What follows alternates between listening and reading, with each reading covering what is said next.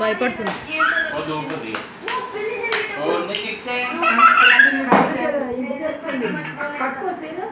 వద్దు వద్దు ఆపే జరసేపు ఆపు. దానికి ఇప్పుడే ఏడ్చింది కదా. మెల్ల గోపాల వాళ్ళు చిన్నోళ్ళు కదా. అంతే లాస్ట్ అంతే.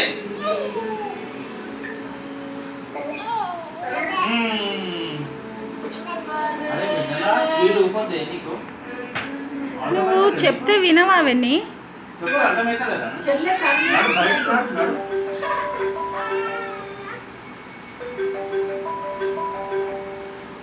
వాళ్ళని ఒకటే సైడ్ ఊపా.